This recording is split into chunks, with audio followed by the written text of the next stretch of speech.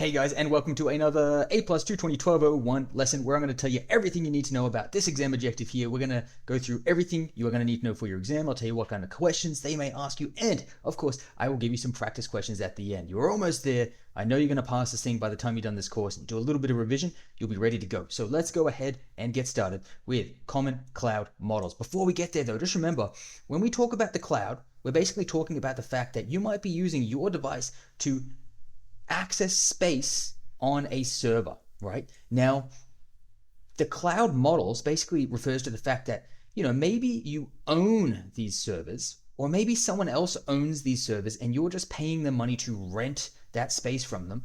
Or maybe you have gone in with a group of your friends or business owners with similar interests to you in order to all purchase these servers, these resources, and you share that amongst each other, or maybe you do a little bit of two or more of those options. That's kind of what we're looking at with cloud options. So the first one is private cloud, right? It's well represented in this image with this guy hugging his own personal cloud. No one else is hugging this cloud, it's all his. So a private cloud is basically a dedicated cloud infrastructure that is exclusively used and paid for by a single organization. So you own all of the hardware and you have to pay for all of the hardware, right? You get more security because you have complete control. You get more customization because you have complete control, but it's also a lot more expensive, right? That's the downside, okay? So that is private cloud. Contrast to public cloud. This is where someone else owns that hardware. Someone else owns the hardware and you're just renting space on it. So it's kind of like this picture here. Right? Someone else owns this cloud and you've got all these people just taking up, renting, paying some money to use a little bit of space on that cloud. That's what a public cloud is, right? They are going to be renting out small portions of that cloud to people and you don't actually own any of that. You have no ownership. So it's widely used and accessible. And, this is seen in things like Google Drive, Dropbox, right? You are simply paying to rent space on the cloud infrastructure on the servers that you do not own. That is public cloud.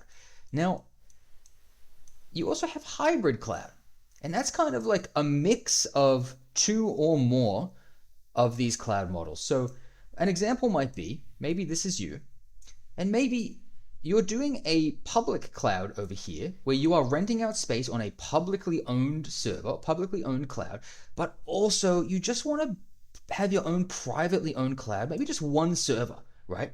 So you're kind of getting that best of both worlds where you are getting the full control of having your own hardware for what you need it for, but for everything else, maybe you want to lower your costs as much as you can, so you then go with a public cloud over here. So hybrid cloud is basically two or more options combined, right?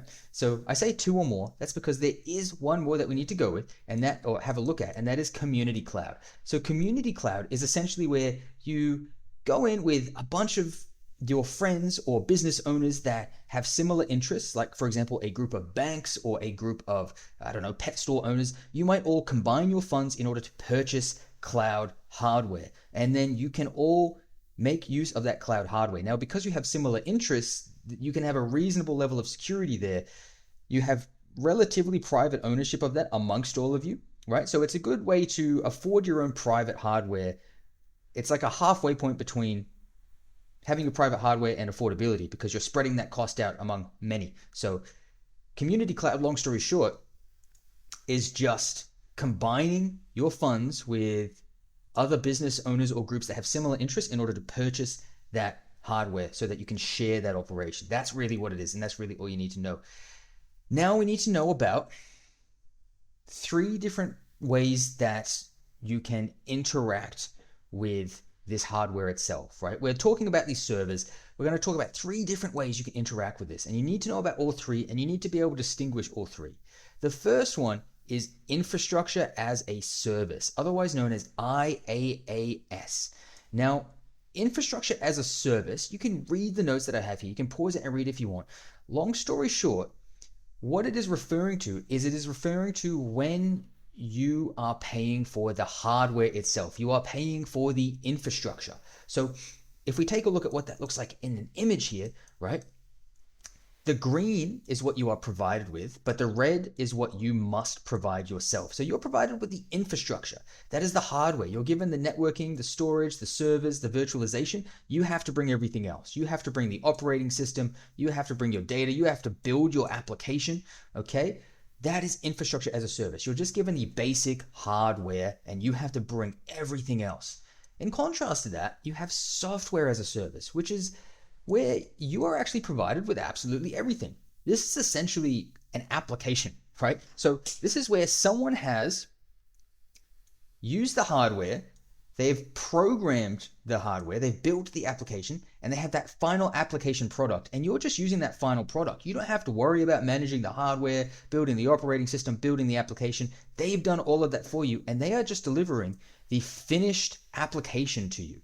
Okay, so software as a service is the cloud computing model that provides ready-to-use applications, right? Ready-to-use applications is software as a service. You've probably heard that term SaaS. Software as a service, they give you everything. Now, there is an in-between model that you need to know about too, and that is platform as a service. Now, that is where you get given what you have provided to you with infrastructure as a service, and you also get given the operating system.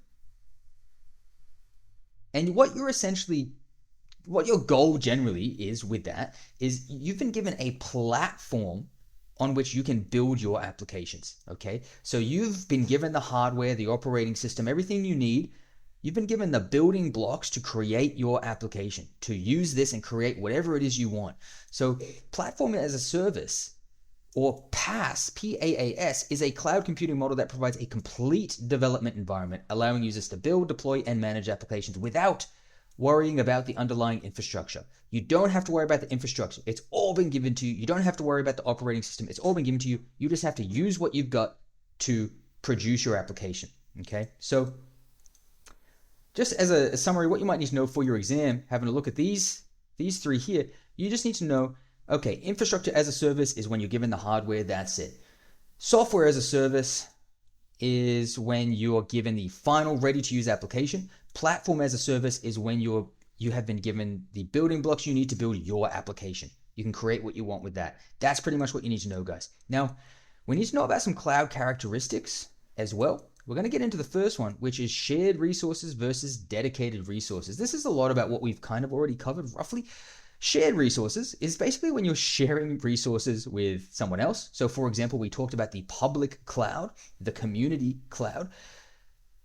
Dedicated resources is when they are not shared resources, right? They're all yours. They're dedicated 100% to you. So you've got an internal cloud, which is where you're not really sharing because it's internal to your business. You own it. It is internal to your business. It actually is on site. You own everything.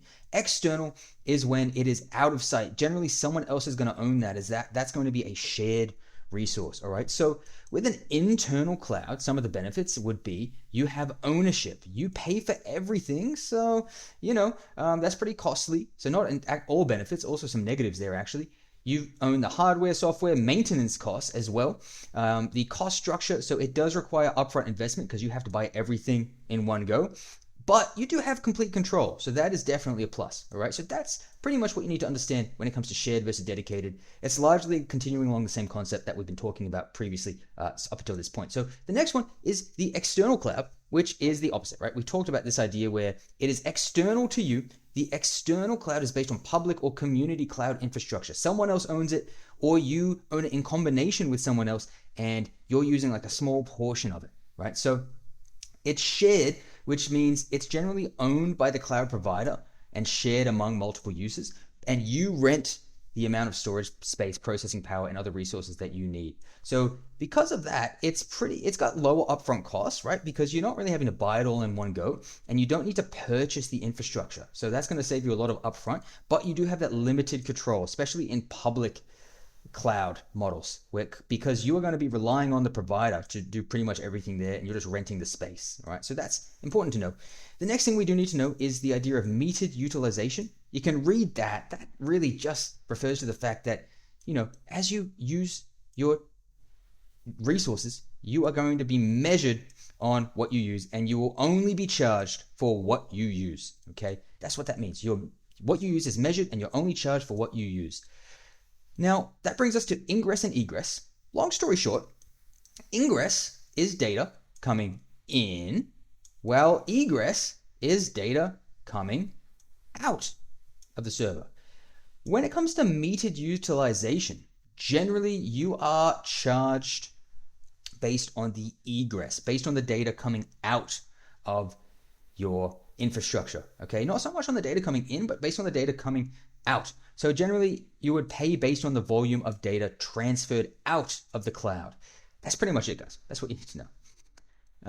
And then we've got elasticity. So this is a concept that allows your cloud to, the resources that you are using in your cloud to adjust dynamically. So if you have one viewer on your site, you'll only be paying for the resources required to host that one viewer. But if you suddenly ramp up to 200 overnight, your resources can actually dynamically adjust to meet the needs of all of those users and basically be elastic in nature.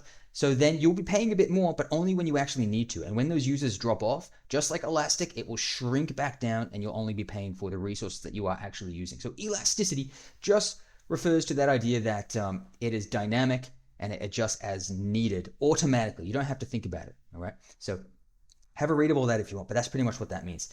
And then availability. That just refers to the fact that it is always available. It's remaining operational and accessible at all times. So how can you do that? You could have redundancy, right? More than one options for cloud on which space can be rented out on, so that if one fails, the other is still active, which would allow consistent access to resources without interruptions, right? So even if you have a hardware failure, maybe the other one can take over, right? That's pretty much what it means. Availability is just referring to that concept that it is up and it's going to stay up. You're always going to have access to it. Now, the last one I believe is file synchronization, and that's just keeping your files synchronized across data centers. So you might have one over here, one over here, one over here, and let's say you update something on this one. In order to have file synchronization, that just means you would also have that same change occur at the other data centers. Otherwise, you're not going to be synchronized. So you want to try to have file synchronization. File synchronization just refers to the fact that the files stored in cloud environments remain consistent and up to date across multiple cloud servers. That's all that really refers to. It's pretty common sense, I think. Now, I think this is the last one. Sorry, guys. Multi-tenancy, same concept we've been talking about. It's just that idea that you have multiple tenants. So it really just refers to infrastructure or application having multiple tenants. So in a public cloud, for example, you would have multiple tenants because multiple people are renting space on that infrastructure. All right, that's really all that means. Multi-tenancy just means you can have more than one person using it. You have more than one tenant using that resource. Now, we're going to get into our multiple choice questions for this one. Should be pretty short and sweet, hopefully. Let's get to it. The first one reads, Sophia's company is expanding its IT infrastructure and needs a scalable, cost-effective solution for hosting applications and storing data. Instead of investing in physical hardware, the company opts for a service that provides computing resources over the internet on a pay-as-you-go basis. This model allows them to access storage, networking, and computing power from a third-party provider, enabling flexibility and reducing maintenance costs. Which of the following best describes the cloud model Sophia's company is using? A, private cloud. B, public cloud. C, hybrid cloud. Or D, community cloud. Pause the video if you need more time. Your answer coming in 3, 2, 1. Let's go. It is B, public cloud. She is renting space on from a third-party provider. So private cloud would mean she owns the infrastructure herself. Hybrid cloud would be a combination of any two or more models. And community cloud would mean she's gone with other businesses with similar interests in order to combine funds to purchase the infrastructure and share it among them. So in this case, she was renting space from a third-party provider. So that is a public cloud. Now, let's have a look at this next one. It reads, Olivia's company needs a software solution that is accessible from anywhere without requiring local installations or ongoing hardware maintenance. They choose a service where applications are hosted by a provider and delivered over the internet, allowing employees to access tools like email, customer relationship management, and project management platforms through a web browser. This eliminates the need for manual software updates as the provider manages security, maintenance, and scalability. Which of the following best describes the service model Olivia's company is using? A, IaaS. B, SaaS. C, PaaS. D, DaaS. Pause the video if you need more time. We're going to get straight to it in 3, 2. Please pause it if you need to. We're really going. 1, and we're off. Okay. B, SaaS. It basically outlined a scenario in which the provider takes care of everything. You don't have to worry about maintenance costs. They are basically providing you a ready-to-go application. So that is why it was SaaS. IaaS is when you are just given the hardware. You have to provide the operating system and build the application. Platform as a service, you're given the hardware and the operating system, but you have to build the application. In this case, the application was pre-built and delivered ready to go, which is why it was SaaS or SaaS. Desktop as a service or DaaS, I don't think you need to know about it for this exam. It's not listed in the exam objectives, but that's basically where you can use desktop through the cloud, right? Virtual desktop infrastructure. We talked about it in the last exam objective, I think. That's just kind of another word to describe that. Now, the next question reads, Sophia's company uses a cloud service where they are billed based on the amount of resources consumed, including computing power, storage, and network traffic. Costs fluctuate depending on usage patterns, meaning they pay more when demand is high and less when fewer resources are needed. Which of the following best describes this cloud characteristic? A, metered utilization, B, elasticity, C, availability, or D, file synchronization. Your answer coming in 3, in 2, in 1. Please pause the video if you need more time. Here we go.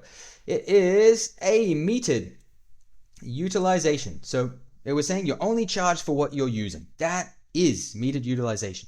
Elasticity is the ability to dynamically adapt depending on the resources required. Availability refers to the ability to stay up and accessible. And file synchronization means your files are all the same across all of your data centers. All right, now guys, look, if you have enjoyed this, you can actually go ahead and click on the link in my description or in the pinned comment and download my free practice exam. I'm not kidding. You can just go press that download button after you click on the link. It's free. You get it. And in that, you get 3 performance-based questions. You get 90 multiple choice questions. You can also, if you like, do what helped this guy pass his test on this day, 1101 in this case, but now we've upgraded everything to the 1201, and get my learning guide if you want, guys. In my learning guide, you will experience the same thing these people experience. So this one says, your learning guide is actually goated. I don't comment a lot, but it helps with organized information that helps me piece things together more easily. Thank you so much. And then this guy also said, I downloaded your learning guide and already I can see it will help immensely with studying. I tried other popular resources but struggled absorbing the material. So what do you get in this? Basically, you get everything broken down by exam objective into even specific dot points, guys. It's that detailed. You get notes, you get multiple choice questions, you get detailed answers and explanations, you get 11 performance-based questions, you get a performance-based question simulation where you can actually go through, click on the buttons for every primary troubleshooting exam objective. So each of these people have something that they need your help troubleshooting. So you need to click on them and help them out. You can troubleshoot issues with these printers here. It's really dynamic. You actually click on the buttons. It's pretty cool. And you also get a video showing how to use AI to increase your learning speed by like 10 times. And one showing how to use multiple choice questions to study properly. Most people think they use it to study properly. Most people are wrong. They don't. So don't be one of those people that's doing it wrong. So really heaps of value in here for you guys. If you want that, that's over in the link in my description to the learning guide or the link in the pinned comment below. But hey, as always, I'm going to keep putting these videos out for free on YouTube, so I'm not going anywhere. This is if you want that extra help, if you want that really, really confident feeling, knowing that you can walk in with like huge amount of confidence, get this. Otherwise, guys, free course is staying up until the day I die. So I will see you in the next video. We're moving on to exam objective 5, which is the last one, but it's also the one worth the most. So time to lock in, grab a coffee. See you guys.